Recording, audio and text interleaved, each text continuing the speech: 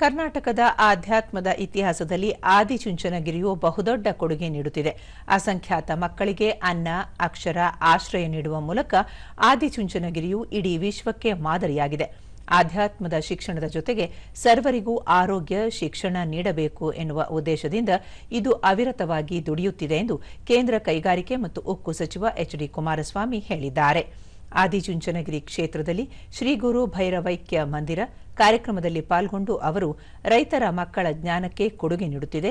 ಚಿಕ್ಕದೊಂದು ಸಂಸ್ಥಾನದ ಮೂಲಕ ಆರಂಭವಾದ ಆದಿಚುಂಚನಗಿರಿ ಇಂದು ಜಾಗತಿಕವಾಗಿ ತನ್ನ ಛಾಪು ಮೂಡಿಸಿದೆ ಎಂದು ಹೇಳಿದರು. ದಾಸೋಹದ ಇತಿಹಾಸದಲ್ಲಿ ಪರಮಪೂಜ್ಯ ಬಾಲಗಂಗಾಧರನಾಥ ಸ್ವಾಮೀಜಿಯವರ ಅಜರಾಮರ ಧ್ರುವತಾರೆಯಾಗಿ ನಿರ್ವಹಿಸಿರ್ತಕ್ಕಂಥ ಅವರ ಕೆಲಸಕ್ಕೆ ನನ್ನ ಭಕ್ತಿಪೂರ್ವಕವಾಗಿ ನನ್ನ ನಮನಗಳು. ಅನ್ನ, ಅಕ್ಷರ, ಆಶ್ರಯ ನೀಡುವ ಮೂಲಕ ಅಸಂಖ್ಯಾತ ಬಡ ಮಕ್ಕಳ ಪಾಲಿಗೆ ಜ್ಞಾನದ ಬೆಳಕಾಗಿ ಅಸಂಖ್ಯಾತ ಬಡ ಕುಟುಂಬಗಳ ಪ್ರತ್ಯಕ್ಷ ದೈವವಾಗಿ ಸ್ವಾಮೀಜಿ ಅವರು ನಮ್ಮ ಹೃದಯಗಳಲ್ಲಿ ಶಾಶ್ವತವಾಗಿ ನೆಲೆಸಿದ್ದಾರೆ. ಆಧ್ಯಾತ್ಮದ ಜೊತೆಗೆ ಶಿಕ್ಷಣ, ಆರೋಗ್ಯ, ಪರಿಸರ ಇತ್ಯಾದಿ ಕ್ಷೇತ್ರಗಳಲ್ಲಿ ತಮ್ಮ ಜೀವಿತ ಕಾಲದ ಉದ್ದಕ್ಕೂ ಅವಿರತವಾಗಿ ದುಡಿದ ಮಹಾಸ್ವಾಮಿಗಳು ತಮ್ಮ ಸಾಧನೆ ಮತ್ತು ಸಂದೇಶಗಳ ಮೂಲಕ ನಮ್ಮೆಲ್ಲರಿಗೂ ದಾರಿದೀಪವಾಗಿದ್ದಾರೆ. Today, as a result, more than 1,75,000 students are taking education to realize doctor Nirmalanandanatha Swamiji ಪ್ರಧಾನಿ ನರೇಂದ್ರ ಮೋದಿ ಅವರು ದೇಶದ ಅಭಿವೃದ್ಧಿಗಾಗಿ ಅಗಾಧವಾಗಿ ಶ್ರಮಿಸುತ್ತಿದ್ದು ಇಡೀ ವಿಶ್ವದಲ್ಲಿ ಭಾರತ ಇಂದು ಮಿಂಚುತ್ತಿದೆ. ದೇಶದ ಅರ್ಥವ್ಯವಸ್ಥೆಯನ್ನು ಮುನ್ನಡೆಸುವ ಸಲುವಾಗಿ ಹಲವಾರು ಯೋಜನೆಗಳನ್ನು ಜಾರಿಗೊಳಿಸುವ ಮೂಲಕ ಇಡೀ ವಿಶ್ವಕ್ಕೆ ಮಾದರಿಯಾಗಿದ್ದಾರೆ ಎಂದರು.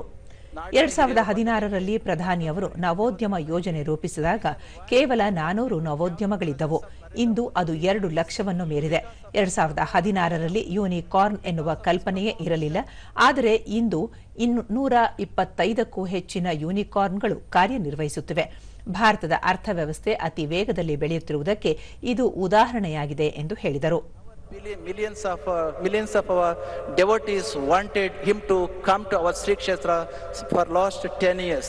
It's because of that, to satisfy and to realize the desire of all our devotees, he has come once again wholeheartedly welcoming to our Sri Kshetra Adichuncanagiri and introducing to all our devotees. I conclude my words beseeching Lord Kalabhairveswara blessings upon him.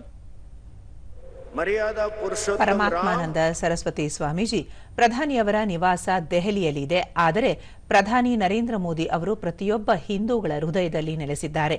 ದೇಶದಲ್ಲಿ ಪ್ರಮುಖವಾದ ವ್ಯಕ್ತಿ ಹೇಗಿರಬೇಕು ಎನ್ನುವುದು ರಾಮಾಯಣದಲ್ಲಿ ಉಲ್ಲೇಖಿಸಲಾಗಿದೆ. ಇದೇ ಕಾರಣಕ್ಕೆ ಶ್ರೀರಾಮನನ್ನು ಮರ್ಯಾದಾ ಪುರುಷ ಎನ್ನುತ್ತಾರೆ. ಇದೇ ತತ್ವವನ್ನು ಹೊಂದಿರುವ ಧರ್ಮನಿಷ್ಠ ಆಗಿರುವ ಕೀರ್ತಿ ಪ್ರಧಾನಿ ನರೇಂದ್ರ ಮೋದಿ ಅವರಿಗೆ ಸಲ್ಲುತ್ತದೆ.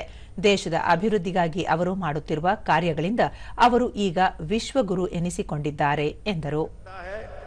हम बड़े गौरव से और विवेक से कह रहे हैं, ऐसे योगी से स्वयं संयमी, स्वयं धर्मनिष्ठ एंड स्वयं अपने पे शासन करने वाले प्रधानमंत्री आज हमें प्राप्त हुए हैं.